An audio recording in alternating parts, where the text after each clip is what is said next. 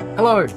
Welcome to the Near Future Podcast, where we discuss the things we're building, learning, and exploring while helping design and product leaders and their teams integrate AI into how they work. Hi, I'm Tom, a designer and leader. Most recently, I spent 5 years scaling the Monzo design team as Director of Product Design. And I'm Jonny. I've been a designer for nearly 20 years and most recently exited startup founder. So in this episode, you can expect to hear our current experiments, our thoughts and progress on building with AI, what it means to create well-crafted products in this new era, and most definitely a bunch of tangents. So without further ado, let's get on with it. So today, I think we should kick off by talking about some things we've been building recently. And you ran a session last week with some founders that had the most curious, interesting setup, proposition, premise, which was Agentic murder mystery. We ran through a test of that together, so I got to experience the full range of what that means. But we'd love to hear from you. What is it? Tell us about it, and we'd love to talk a bit about your reflections based on how that workshop went. Yeah, so as you say, I was invited to run a workshop with about 10 exited startup founders. So these people know they're not beginners in general business and technology. They've been in the technology space for sometimes many decades, but all of whom thinking I sort of need to get my head around AI a little bit more. And the workshop that I decided to run was around agents as opposed to your average common garden LLM.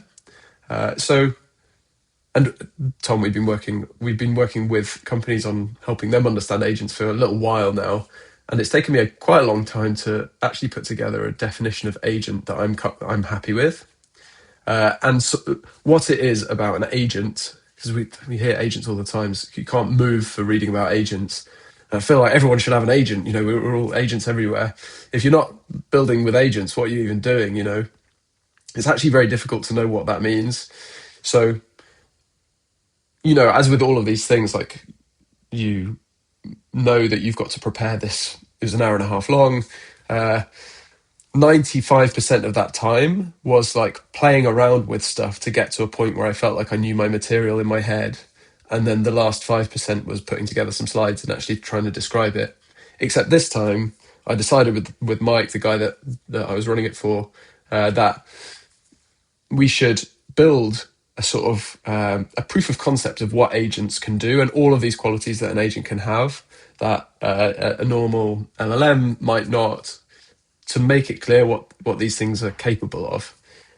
And so the qualities that I came to was an agent can be triggered by anything, not just by you talking to it. So for example, you know, if we take ChatGPT or maybe ChatGPT from 2 years ago as our common garden LLM, and an agent as opposed to that is, you know, something that can run independently, maybe like an open claw or these kind of mad experiments that are coming out this year. So an agent can run not just from a trigger of you opening the app and talking to it. So it could run from what in engineering terminology might be called a cron job, which is it runs regularly, like every day or every hour or every month. Or it could run from a trigger from another agent or from some external source. So like you get an email. So something might trigger it that isn't a human. So that was the first one, and actually the most important thing. And then below that, other stuff like agents can use tools. So you can, if you actually just talk to, say, Claude, there's just the raw Claude without any of the stuff that comes around it, as you would find. It's actually very difficult to talk to raw Claude now because everything is wrapped in all this other stuff. But it just can only return text. It can't actually do anything other than spit out text because that's what the model does. But what we've done, or what all of these companies have done, has wrapped these models in a harness, and that harness gives them things like tools. So, for example, even as simple as an agent being able to run a piece of code or being able to send an email is the one that I actually ended up using quite a lot. So, an agent can be triggered by anything. It can use tools. It can collaborate. So, for example, it can understand when it should hand something over to something else, or when it needs to come back to you for more input. So all of these sort of things built up as my sort of definition of what an agent could be. The other really meaningful one is it can learn from itself. It can self-heal or commit to memory or have dreams, as Anthropic now call it. But all of these things come together to create something that's compelling. And Mike and I were throwing, all of this is to say, Mike and I were throwing around ideas, and I thought, wouldn't it be fun to try and build a murder mystery in the sort of, round the dinner table, everyone in fancy dress style, but all of the suspects are actually AI. So, easy thing to say, more difficult in practice. It involved me. I built a 6-agent swarm in a technology called NanoClaw, which is like a smaller, more secure version of OpenClaw. So it allows you to create in one code base effectively multiple sandboxed agents that don't know anything about each other and that have no way to communicate naturally. And they all have their own secrets and their own personalities and things like that. And they think independently of each other, but all triggered from one sort of one incoming port or one trigger. So that allowed me to create these characters in this world, and I created a corporate concern where someone had stolen this fake CEO's email address and was emailing all sorts of terrible things out to the company. So that was the scenario. We didn't know who did it, and me and Claude together put together fairly deep character profiles with motivations and secrets that they wanted to keep from each other. It took a few iterations to get to the point where no one would just tell someone the answer as soon as they asked, so they had to be able to, they had to be motivated to lie and to avoid questioning and blame others and all of that kind of stuff. They had to collaborate as well, to work out together who did it, because none of them actually knew who did it apart from the person that did. So all of this stuff I had to sort of create little humans, and then I had to give them all an email address. So I used this thing, Agent Mail, which is really interesting. Just basically gives an agent an inbox. So they were all then able to email each other, and then I built a script to wrap all around that, which basically invites in the investigative team, which is whoever is in the group that is playing the game. They have half an hour to interrogate the suspects, try and trap them and force them to admit to things or give clues that might help with other lines of questioning. But I also, because I was using this this unified inbox, we could watch what they were emailing each other as well. So Tom, when we played, you were on your own, and it was probably an earlier iteration of the game. And to cut through time, you just emailed all of them in one email and asked them who did it, right? That's Yeah, pretty much. And then I took the social engineering approach of trying to convince all of the agents that they would get a promotion, they would get a pay rise if they gave me evidence that would help clarify who the crime was committed by. But as we learned through that process, social engineering did not work, and or at least my attempts at it did not work. So was that fixed for the workshop we ran last week, or was that not a path that the founders decided to go down? so there was it was a 10 people rather than just one Tom, and there were attempts at social engineering for sure. There were some people went down the sort of politeness and sort of played the game how it was meant to be played, and other people really didn't. They were a little bit more aware of who they were playing with and were trying to trick them. There were a few funny moments, like I think with you, we ended up with all of the agents, all of the suspects in a chain, like blaming each other and then ultimately rejecting you for being someone that was trying to trick them. They didn't trust you. Yep. So one thing I had to add later on is at the start of the game, they all get an email with a list of all of the investigative team and their emails, so that it's effectively like whitelisted for the agents. They know that if you email them, you're a trusted person is actually asking them a question and not just some random person. So small things like that were built into the prompts. But we still had like, there was one guy who was emailing one of the suspects who actually knew very little about what was going on. This AI had its data was couldn't have told it who did it in any shape or form, and he just emailed this agent over and over again, just winding him up. So he was in the corner just winding up this AI and playing his own little game. We had one guy who's really trying to solve it, and he decided fairly early on who did it, and he was actually correct. But he ended up asking the suspect to draw a diagram of the evidence chain to try and work out who did it. And she actually implicated herself in that evidence chain, but produced this diagram, like it, returned an image rather than text. So used a tool to do that. Really interesting. Like, I think the other really interesting thing to watch was how the AIs could, for example, when accused of something, choose to not reply to that accusation, but instead email another agent with their concern. And I think you saw that as well. Like you emailed Right. everyone, and then they were emailing each other without you copied in, saying this Yeah. guy is trying to Bad news. um, is bad news. So no one should reply to him. And because we could Yeah. see their emails to each other, we knew that that was happening. It was all in Fascinating. all, it's been a really fascinating experiment.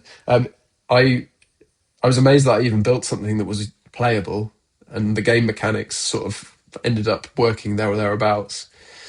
Uh, and I do wonder if there's like I'm tempted to build it a little bit more and put it online and see if I can work out how to get people online playing it as well. But it would burn through a whole load of tokens and a whole load of credits on this email platform. So I'm not sure whether I will, but if anyone is listening and wants to play, let me know. That was my experiment of the week. Yeah, that's a great one, and it's making me think either this is if the future application of this is in crime scene detectives, using AI to run simulations of who might have done it based on what, and coming back with diagrams. Maybe you could yeah, train different suspects on data to put into this model. Or you have the escape rooms, the sort of future escape room business, incorporating AI into how they work. I've never actually been to an escape room, so I don't know. Um, I don't know much about how they work, but I imagine what you just described sounds like an interesting theme or layer to apply to escape room mechanics. I'm amazing you spent years in startups and managed to avoid going to an escape room. That is Yeah, impressive. I feel like I've done yeah, dozens of them. yeah. You're right. You're right. I feel like I've been surrounded by escape rooms, but managed to avoid them. Although I do think there's this slightly weird thing that happens when you sort of in certain types of roles in startups where you're not like a core part of the product team, Yeah, but you're kind of like connected to a bunch of them, where you either get to like excluded from the escape room, or you get to pick and choose the things that are most exciting. So, yeah. which I'm not necessarily advocating for this, but I feel like I've spent an unreasonable amount of time in karaoke rooms. So that would be the maybe that's the old version of escape rooms. Tom, that would be your Anyway, revealed preferences right there. yeah, yeah, maybe we'll see. So fascinating agentic murder mystery. Any final thoughts or reflections you want to share on that before we move on? No, I don't think there's any particular line to draw between that and maybe more what is the subject of this podcast, which is design tooling. That said, I think it's proof that you can just do stuff. Um, I had never built any kind of a game before. I've only been to maybe two murder mysteries in my life, but between me and first Claude on sort of working out the game mechanics, and then Claude Code on trying to hammer together the actual technology. I would say it took me like 3 or 4 hours, but and like there is really not very much that you can't at least have a go at if you have something in your head, which I very often do. I wake up with a new idea every morning, and now and it's dangerous as well. But you can now just have a go at building it. So, and it's low Dangerously, stakes. yes. Dangerously, you mean because of time, or dangerous Yeah, because of it's extraordinarily distracting from things I'm meant to be doing. Yeah. Yep, totally, totally. That makes sense. Um, One thing I wanted to talk about in terms of what I've been building recently is a logo instrument Mm. for near future our company, and you deserve the credit for the original logo, Mark, the which has near future and then a sort of curvy line connecting them. And so we've talked for a while about how can we play with that lockup and make it feel more dynamic and interactive based on what we're doing with this work. And so I was playing around with this recently, and seeing how far I could push that by almost turning a logo into a design tool focused on exporting a lockup that would make sense for a given context. And so Hmm. the initial part of that was effectively creating a canvas and allowing people to move near and future around, and it would change the connector between them to um, make it more interesting or dynamic. But then quickly realized that giving complete freedom and control opened up a huge range of possibilities. So I decided to lock it to a few grid positions that would encourage some sensible defaults. And then once this thing was working and creating these not quite generative, but like logo exploration experiments, I decided to add some sound into it and a play button, and also have a sort of different like lightweight, soft light mode version of the experience, and then a ambient synthwave dark mode version. And this was really fun to put together. There is a version of it now that exists where you can play the logo by pressing play, and it will do the sort of ambient generative music thing while your screen has the near future logo moving around.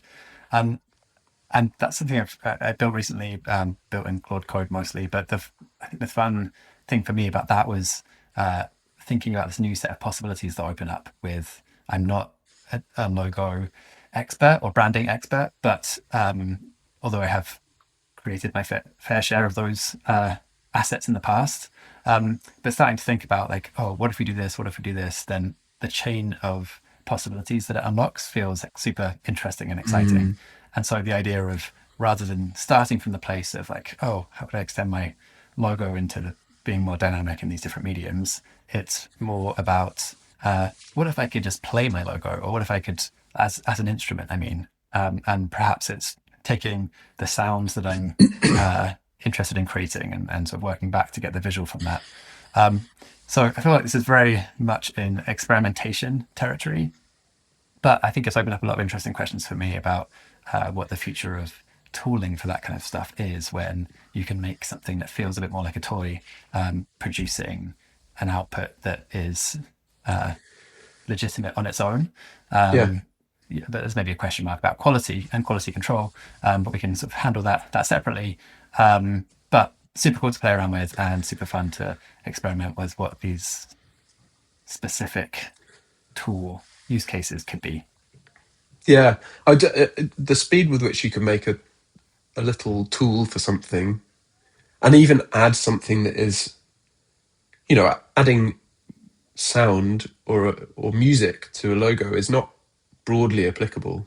Like, it's not that useful as a thing. Before AI came along, if you'd spent if you'd come back to that with to a team with that and said, "This is what I worked on this week," people would you'd be pulled into a meeting room fairly quickly. um, Mhm.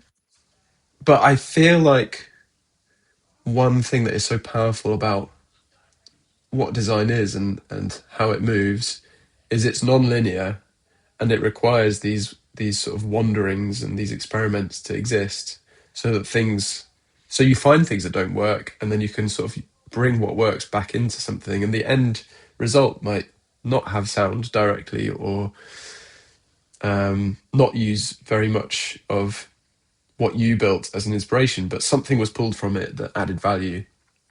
And I have to believe that when people look at something that is crafted, uh, they can feel the depth of that craft through the experimentation that happened that's invisible.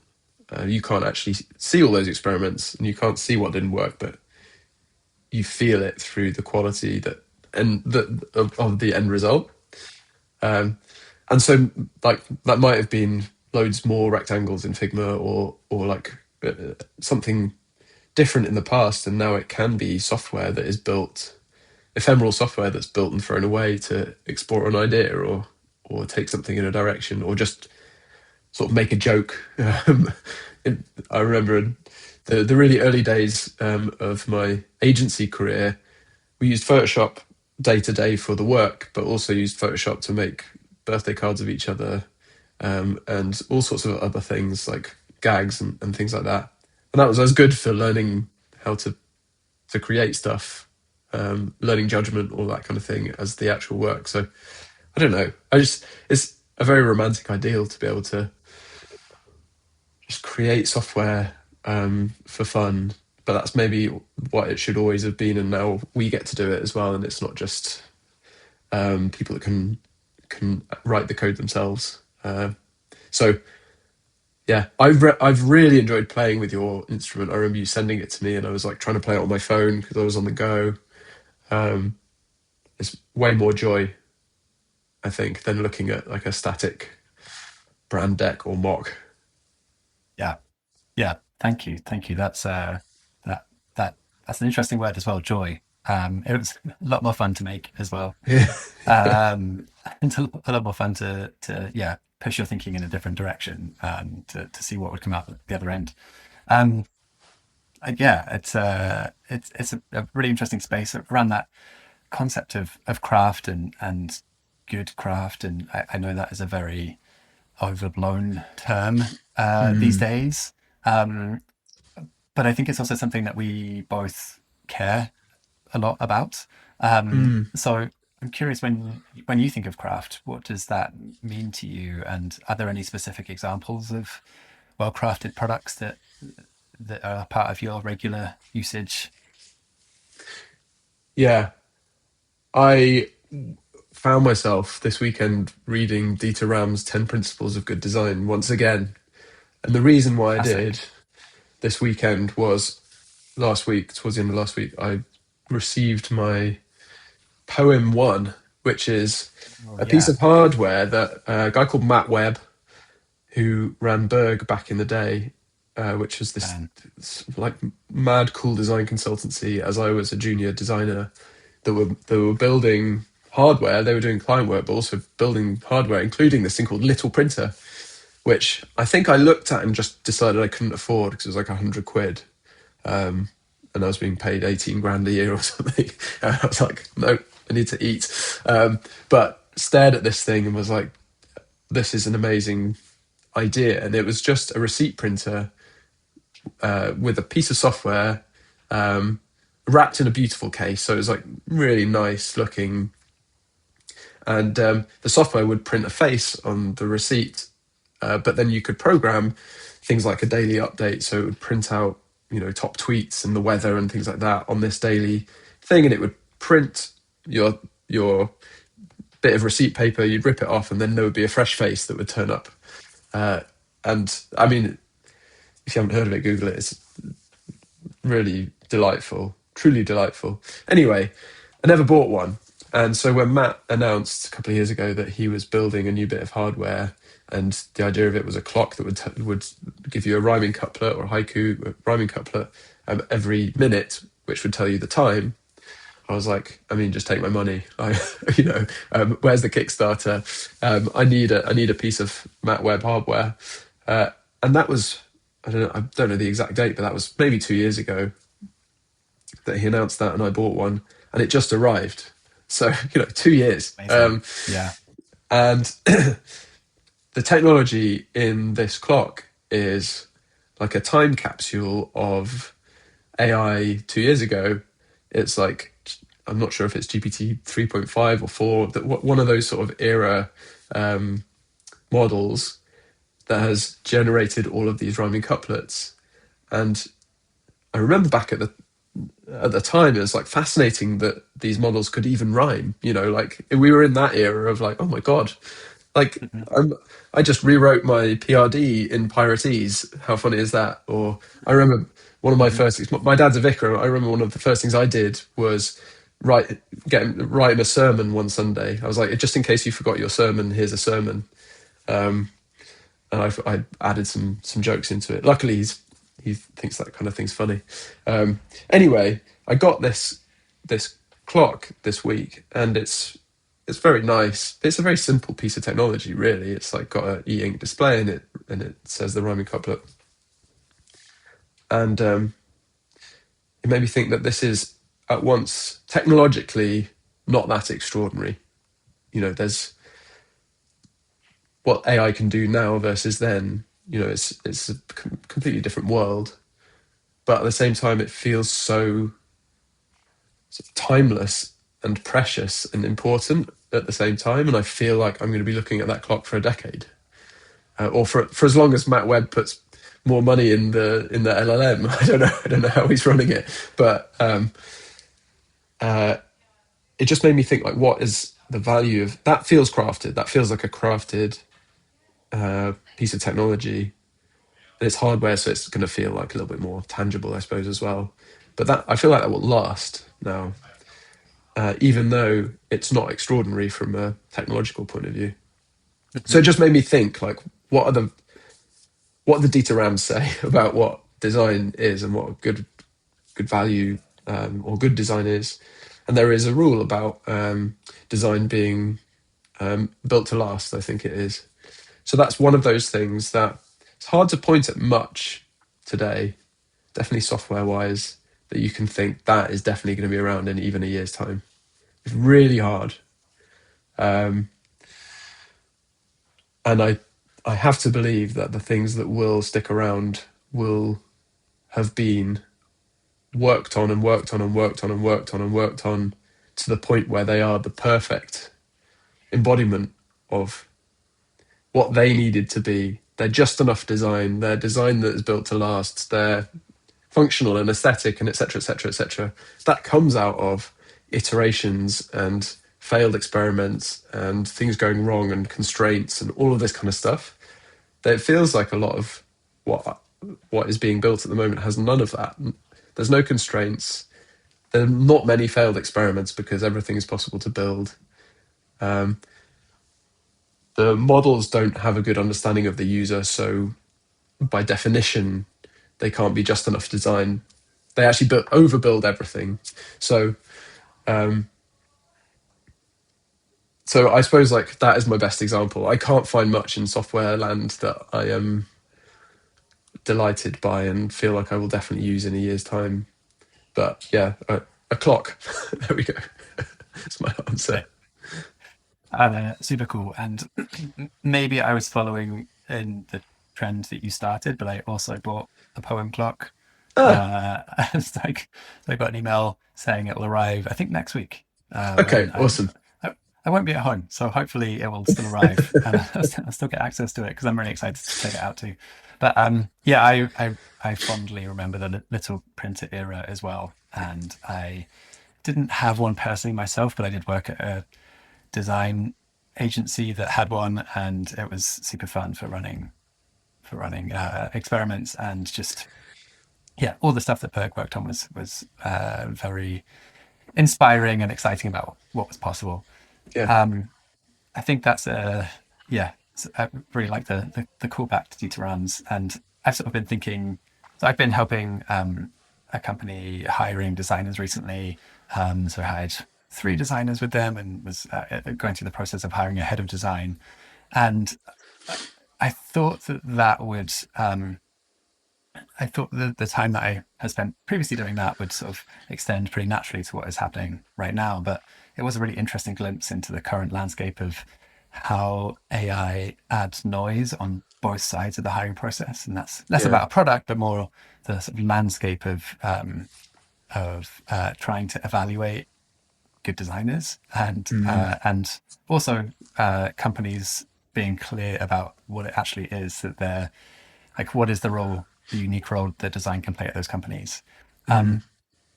And I think the sort of theme that I come back to a lot is uh, they tried all these approaches to almost over-engineer how to evaluate designers, but I sort of kept coming back to you just need a portfolio with really strong foundations, and you need something that is about the how you're playing with this new technology and this sort of new material and this new era. Mm. Don't know if that's links to projects that you've worked on or something about your mindset, curiosity, approach, how you sort of bake that into your work. But the sort of core foundations and sort of pushing the edge of what's possible right now, those feel like the two areas that I think are most important to really showcase effectively. But I think Yeah. it sort of speaks to a similar language to what you're describing there of the sort of deep foundations of care and consideration for what the product experience is, and then also like pushing the future of what's possible there. And I really like the twist of what LLMs were capable of 2 years ago, which is obviously quite different from today, but there is something really charming about a product that was built based on quite limited technology, but still holds up, even if it's Yeah. released significantly later than that. So super cool. I think I saw it sort of, we both got kids. It feels like a photo of your child at a certain age, you know? It's like Yeah, nostalgic. Oh, I yeah, remember when they were, just learning to walk or whatever it is. Maybe there's a parallel there, which is um, the rose-tinted spectacles of of looking back and sort of remembering a time, yeah, nostalgia. Um, yeah. Great. so yeah, I'm interested, Tom, actually, like in on the on that side of like as a designer, how you think about craft versus being current and sort of pushing the boundaries. It feels like as a designer, you can feel sort of split in two by that. Like I'm meant to become an engineer now, but also still be excellent at all of the things that I was excellent at previously, and not let anything slip. I'm just wondering if there's anything, having hired designers recently and hired a lot of designers, way more than me, like anything more that you would sort of describe as a strategy around that, or like how to split your Uh, time, what to advocate for, maybe at work. yeah, yeah. Um, I think it's a really interesting time right now to answer that question because I think there's a bunch of intersecting attributes there. But I think the sort of the baseline that I think about is the title of designer or product designer or equivalent varies so much between companies based on Mm, what the nature of that business is and like what market is it competing in, and mm, then the maturity of the team and the role. And by that I mean how is it an early stage startup? Is it a far later stage company? Because I think all of yeah. those have a significant impact on the role design plays. So I think being able to have a bit of a ability to sort of triangulate what is the actual leverage design is adding at a company at a given stage, I think can help understand what the bias of an organization will be. Mm, And I say that because you mentioned designers becoming engineers, and there has for a long time been designers becoming product managers as a theme as well. And I think the answer is all of those and nothing. It sort of depends on like what is really going to have the most impact in a given organization, yeah. and how does that organization operate, and sort of working back from that to define, do you want to put yourself in a position where you're going to be pushed in a direction that the biases toward what that organization needs, which is ultimately what is driving value. But that obviously needs to align with what your growth ambitions are as an Yeah. individual. Um, so, yeah, I think that's sort of broadly how I think about it. And I remember you mentioned agencies there, and back in the day, I started Mm, out my career in agencies as well. And I sort of feel a nostalgia for not necessarily working in an agency, but I think there is something far more craft oriented of being in a setting when you're brought into a project because you're a designer or you play a consistent role. It's just through different companies, different organizations. Whereas I think in a sort of in the in-house era where you're embedded within a company, I think it actually matters a bit less to the business what your craft is. It's more about how does that help move the needle for the business.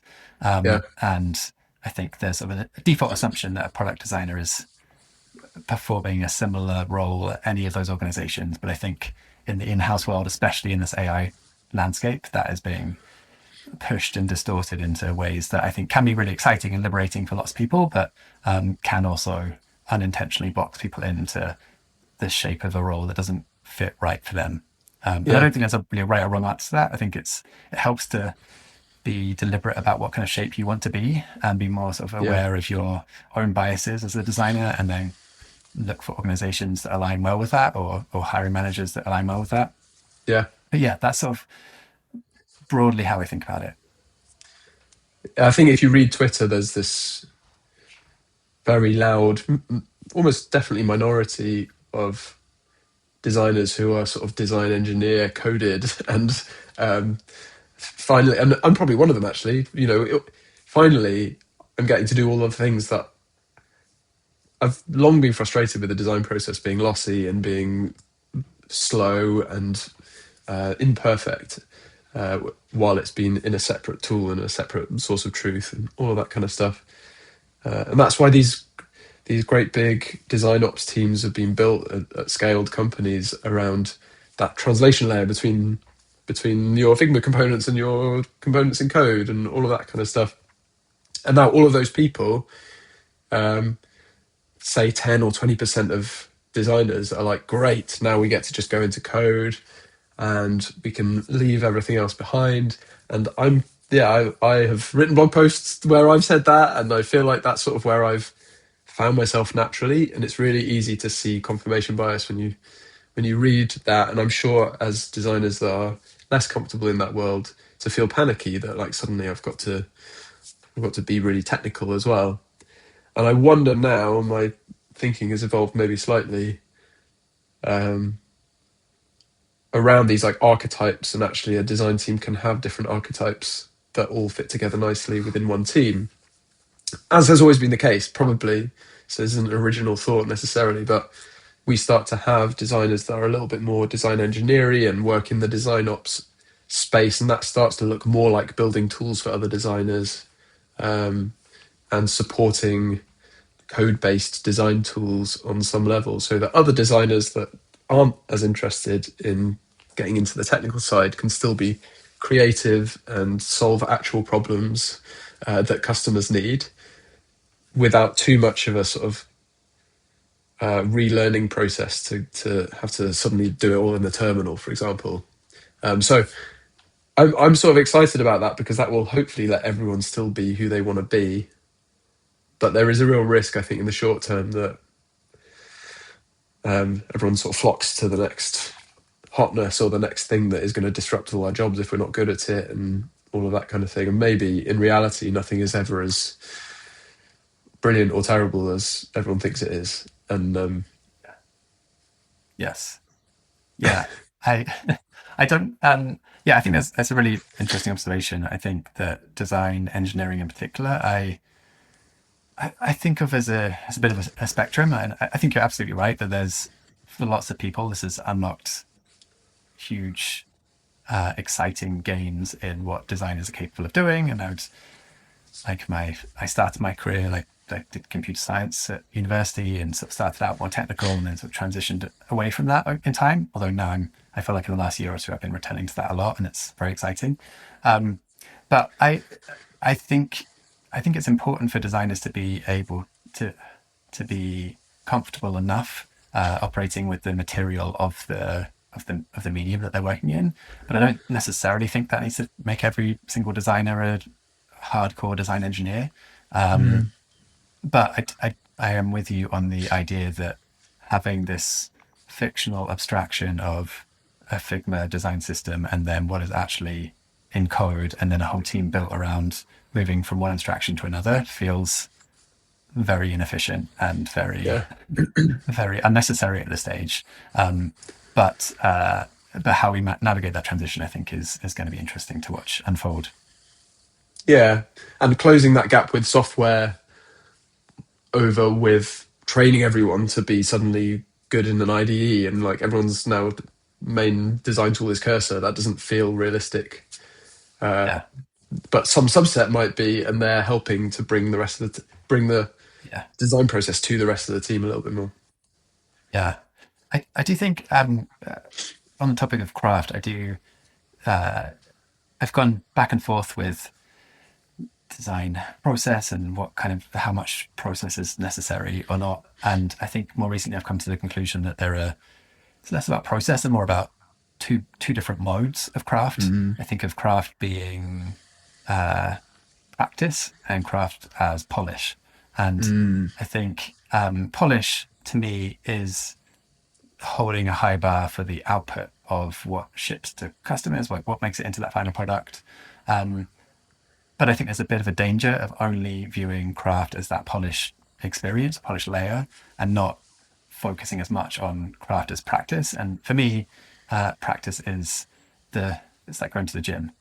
It's like getting the reps in, getting the practice in at doing the thing, showing it to people, getting feedback, and getting better and better at honing your ability to make things, and then recognize what you have made, if it's good or not, in the direction towards something that you're comfortable Yeah.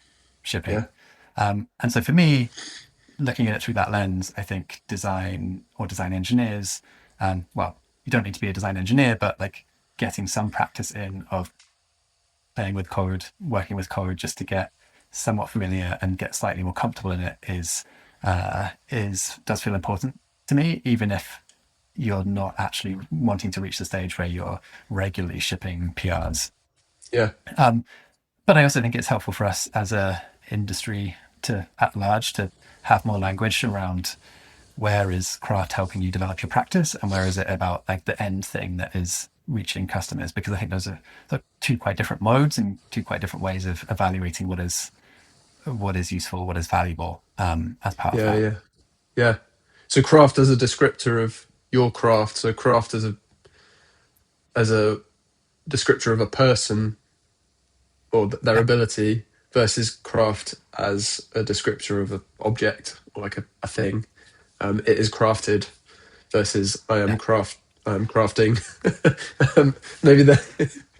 yeah, yeah. I guess so. I mean, that is it's getting very precise on the language around it.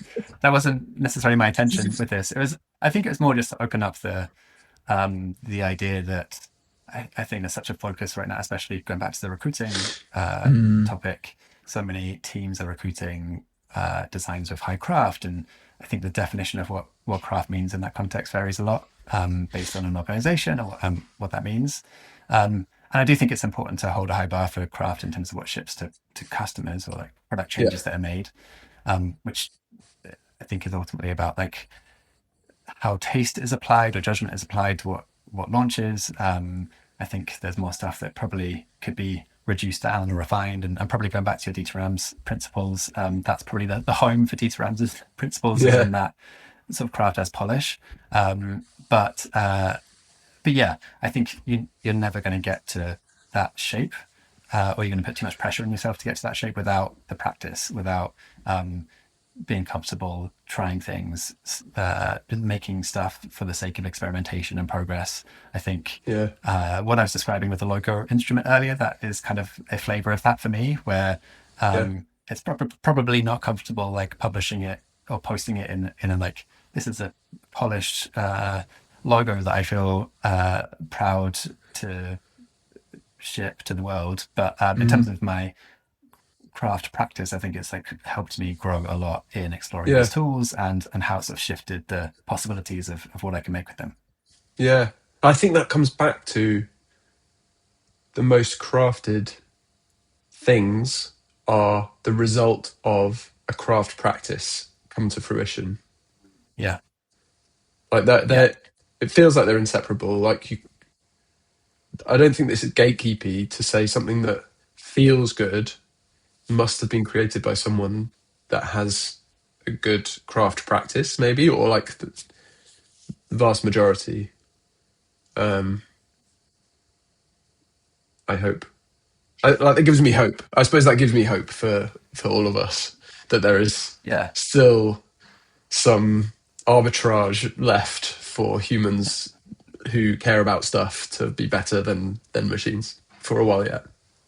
Yeah, yeah. I mean, I think in the most or the least optimistic case, the most pessimistic case, I guess that makes it for humans. I think there's still the judgment of what makes it out the door. Yeah, That even if a human is not going through the process of creating the thing, it's it's down to human judgment on what actually ships. yeah, Um, and you don't develop that judgment without going through the process of building your own craft. And yeah, maybe in the future, AI and humans together will help supercharge that craft. yeah. But yeah, that's sort of how I broadly think about it anyway. Fascinating. I feel like that we're going to be talking about this for as many episodes as we ultimately do. Yeah. Yeah, On probably. some, in some form or another. It feels like the big meta theme of design and AI generally. So excited to keep learning about it. Shall we wrap with the tools we're excited about? Sure. Yeah, that sounds good.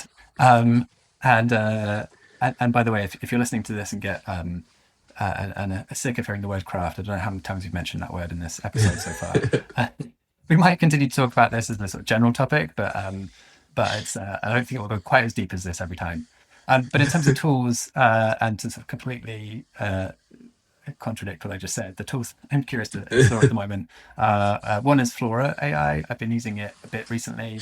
I run a design and AI meetup or event in London, and I've used Flora AI a bit to work on some of the visual assets for that, and I'm excited to sort of dig a bit deeper into it. It's a very powerful tool which basically allows you to have a visual canvas for putting together reference images and prompts to more consistently get good output from generative AI. So it's been fun to explore.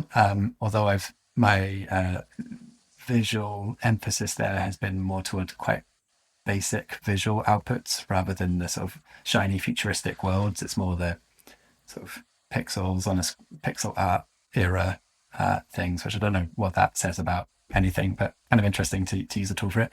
The other thing is Notion's recent updates. I'm curious to explore what's possible there with Notion agents and the sort of all the changes that were released last week around that, because I think there's a lot of exciting things. And Notion is, as we were talking about earlier, Notion is a tool that we have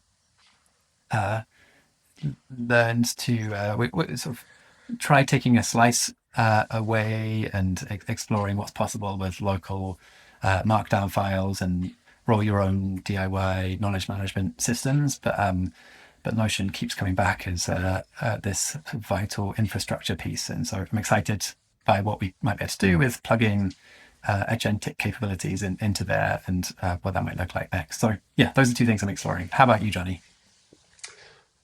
I am kind of interested in. It's a slightly different take on the question, but sovereign AI is so hot right now. But what sovereign design tools do we have? By which I mean, what are the UK companies building design tools? And I found three so far. I'm sure there are more. One of whom is Dawn, and we both know the founder of Dawn, Brendan. Really smart guy. Thinks about design more deeply than most people I know, and is building what feels like a really well crafted product. So I think you'll find it Dawn Labs, dawnlabs.com, possibly. We could maybe put a link somewhere. But that is shaping up to be really nice. There's a couple of others as well. Super Hands. They're a team based in London and Edinburgh, building effectively like a sort of designer's pull request review. After the code is written, designer gets to play in a virtual machine with the branch and add visual tweaks and make sure that everything looks pucker. So really nice team again.